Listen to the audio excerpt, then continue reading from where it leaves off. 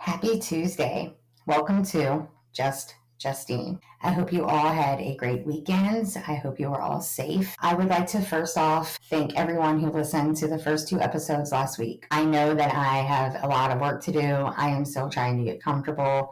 This is all new to me, and this is not easy for me at all. I have never been one to open up and to share anything, more or less share things like this. So thank you for listening, and thank you to the ones who are continuing to follow along. I figured today we could finish up my road to addiction. If you are new here, my name is Justine, and I am a recovering alcoholic and addict. Today is August 5th, 2025, and I am 1,340 days sober.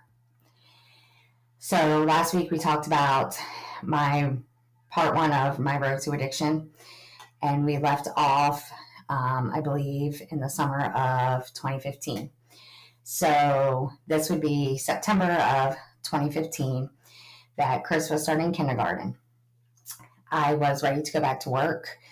We had moved into a house condo, and it really felt like we were establishing a family. I could co-parent very well with Christopher's father. I had family in Maryland that I was not far from, so I could go visit. And it just felt like everything was falling into place. Like this new chapter, this new life, this new journey was panning out, and everything was going great. I found a position for an office assistant, and I decided to apply. I really did not think my chances were very good, as I had spent most of my career bartending, so really did not expect to hear anything back. But I did receive a call, and I went to the interview, and I was hired. I was very excited to be in a new environment, excited to learn new things, and I was really happy that Chris could finally say Mom had a real job. You know, I wasn't slinging beer at some corner bar. Because of the location of Al's condo, I was not impressed with the schools. And I gave it a lot of thought and decided the best thing we could do would be to put Chris in school in his father's school district. So we had come up with a schedule. I really wasn't too fond of it, but I decided to give it a whirl. It was an every other day schedule. So every other day I would drive an extra hour back and forth between pickup, drop off. It really was not a big deal, but I knew that it was becoming an issue for Chris. I could just notice his behavior changes, and then I noticed things in school. So had to talk to his father about that, and we changed the schedule. It has remained the same since we changed it. Chris is pretty much with me 90% of the time. He's with me Monday through Friday. 2 weekends out of the month he's here, and then the other 2 he's with his father. If there's any holidays, he goes for half of the holiday. Sometimes that just depends, and vacations depend too. So anyways, that's our schedule.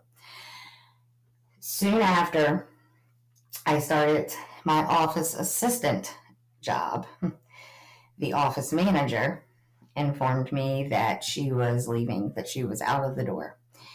She wanted me to take her place, and I had a few days to train with her. I was shocked, concerned, a little overwhelmed, and I was starting to doubt myself. But I was definitely ready for the challenge, and I knew that if I really put my best foot forward, I could do this. I would come home and I drank every other night, maybe sometimes, a couple drinks every night for a short period. It would go back and forth. Some days I could go 2-3 days without drinking. There really wasn't a consistent schedule yet. A few days after I had kind of taken over the office manager position and got into the swing of things, I came into work. And the bookkeeper looked at me and told me that that was her last day. And so that job was tossed into my lap. I then went from being one of 3 people in the office to the only person. So, of course, my workload increased, and that meant my stress increased. And in no means was my job stress free. We had government contracts, county and local contracts, residential work. It was a lot. There was a lot to contend to, a lot of responsibility, a lot for me to learn, and a hell of a lot of stress on me. Shortly after that, I realized that there was no escape. I was given a work phone, and that phone rang 24 hours a day, 7 days a week. It was my job to answer. We also specialized in emergency services, so you never knew if it was an emergency, a spam call, just a regular customer, or whatever the case may be.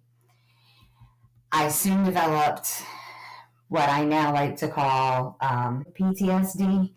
I cannot stand when my phone rings. A lot of times I keep it down very low because for 6 years almost, all I ever heard was a phone ringing in my ear. And this is where I learned to master the art of becoming a functional alcoholic.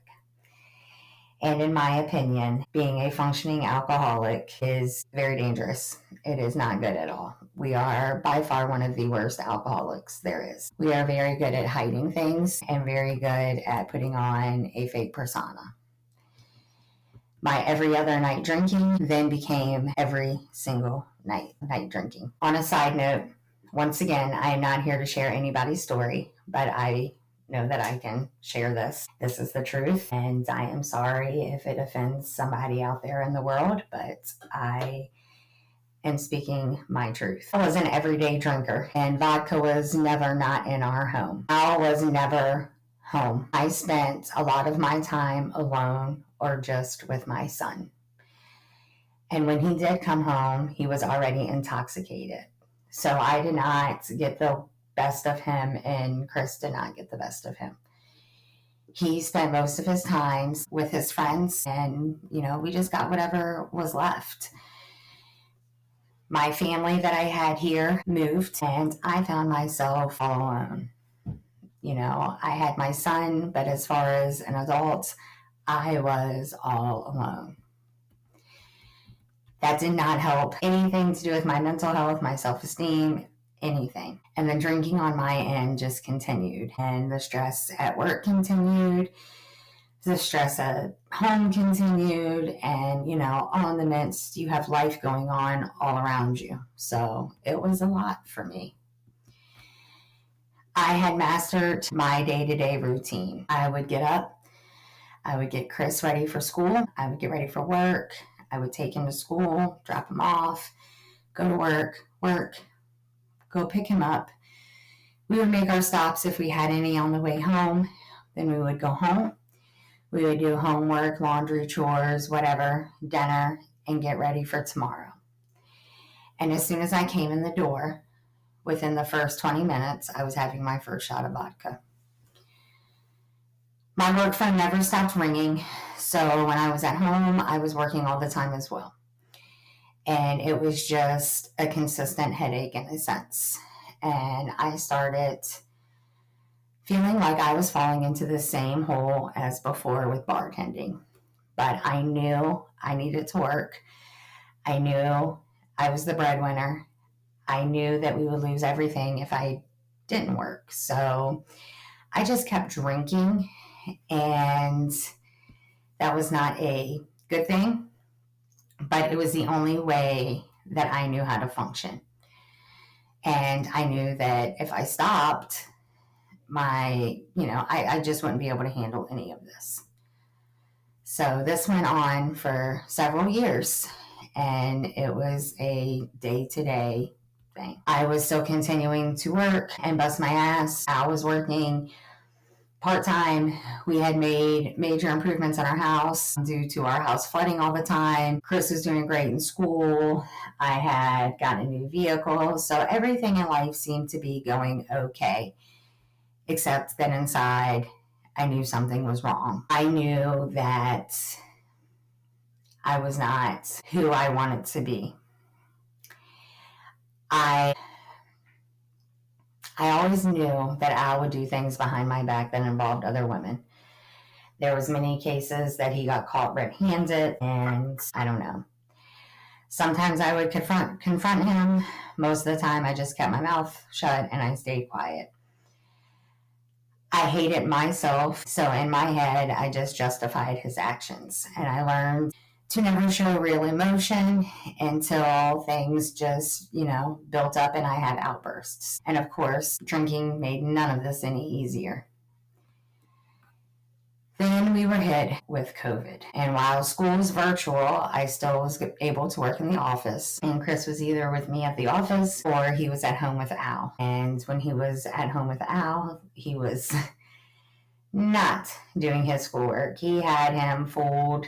Oh my goodness, did he have him fooled? So when I would leave him and I would go to work, I was still torn. Half of me was at work, half of me was at home.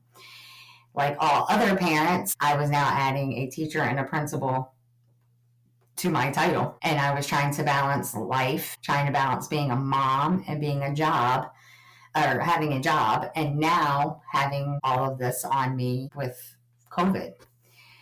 I did not care about myself.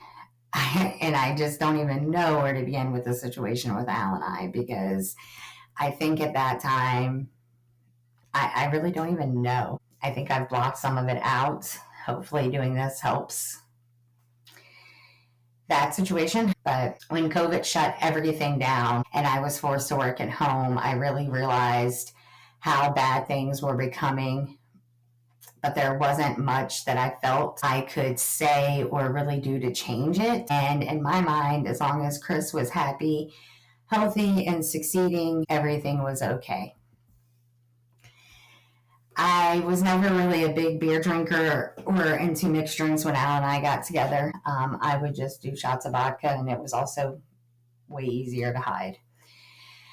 Al was always too busy out drinking with his friends or with his phone in his face to really realize what was going on or even maybe remember me.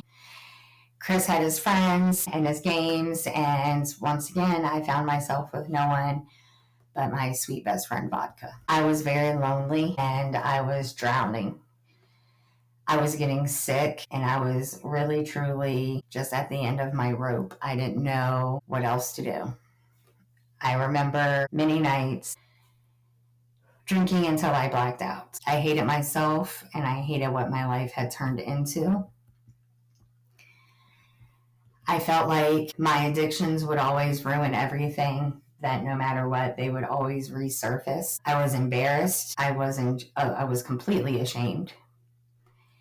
But I also had no intentions and no desire to quit drinking. Many nights I just wished I could drink myself away for good. I knew my health was failing, and I never told anyone. I kept everything inside until I couldn't keep it inside. I was internally bleeding. I couldn't eat. I knew I was having sugar lows and sugar highs, so I knew that I had definitely become diabetic. I was experiencing pain that would literally take me to my feet in tears. I could not hold any food down, like I said, so I couldn't hold any liquid down for the most part unless it was alcohol. And that was because I forced myself to do that. And, I didn't sleep well. I had headaches. The list goes on and on and on. And I still continued to drink. There were a few events that happened through this time, and I would like to talk about those on future episodes. Those events led me to drink more, not making excuses for my drinking, but they definitely led me to drink more, and that was how I felt I could cope with my life. That was my only coping mechanism. Between what Al drank and what I drank, I could say we could easily drink a half a gallon of vodka in one evening. So it was pretty excessive. I could see all of the changes in my body just as much as I could feel them. That made me really, truly hate myself even more than I already did. I no longer recognized the person in that mirror. I was so overweight. My eyes were yellow. My skin was a pasty white color. My hair was falling out. There was a long list of things that I can tell you went wrong. And most importantly to remember is the whole time this is all happening, the internal bleeding was still going on. And the drinking was still too.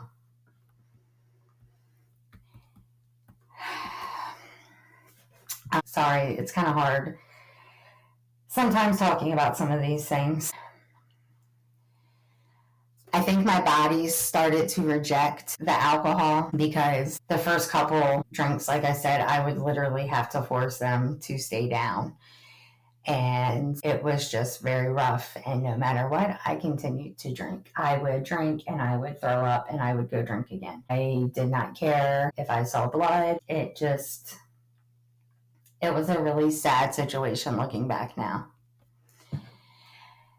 I knew that something was going to happen because I knew that something was slowly happening. And it did.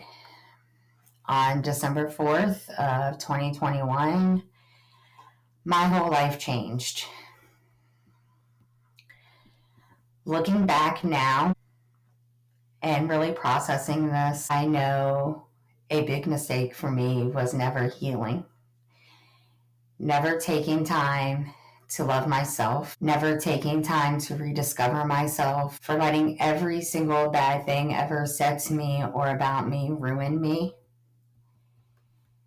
I would blame myself for everyone else's actions, and I felt like, and I still do feel, as though sometimes I carry the weight of everyone else on my shoulders, and that can be very, very overwhelming and very consuming if you are not careful.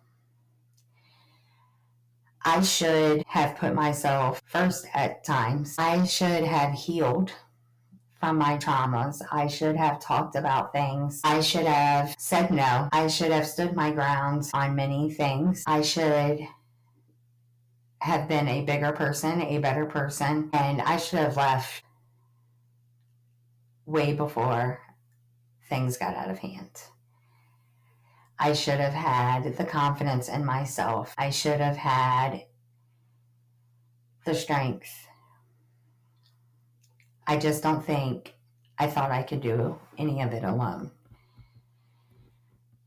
I have spent so much of my life, in my opinion, being a welcome mat, an ATM machine, a person who was only needed to benefit from, someone that most people talk shit about and then smile in their face. I lost myself to vodka. But the vodka was also there to make me feel better, to help me cope. Vodka became my best friend, my companion, the one thing I had that wouldn't leave, the one thing that made me feel good. And I also knew that she would be right there to help take me out.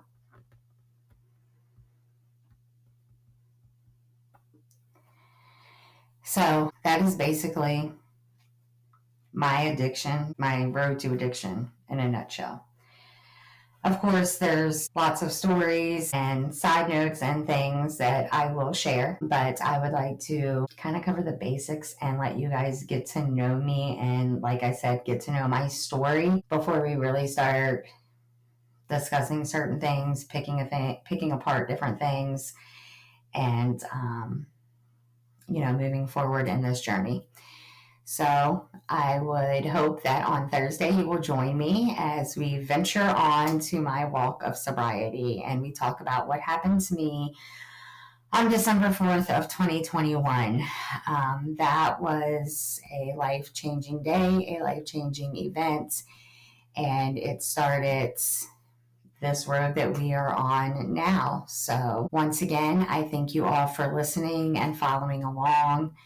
I hope that you all stay safe, stay sober. Always remember that as much as we want to drink to take the pain away, the pain is still going to be there. It's going to be there whether we are intoxicated or whether we are sober. The only difference is we truly feel it when we're sober. And I can tell you this, I wish that there was more things that I experienced when I was sober. I would take experiencing some of the bad sober just to experience some of the good sober, because I did miss a lot of good times by being intoxicated, by having vodka run my life. And if you have to question if you're drinking too much, you have a problem. Please get help. Please do not make the same mistakes that I have made. I am here to share my story and to encourage every single one of you to stop, take a second, evaluate the situation. Think of the girl that you hear on her podcast that you may never know. Do not be like her. Do not be like me. I hope you all have a great Tuesday. I will talk to you Thursday. Bye, guys.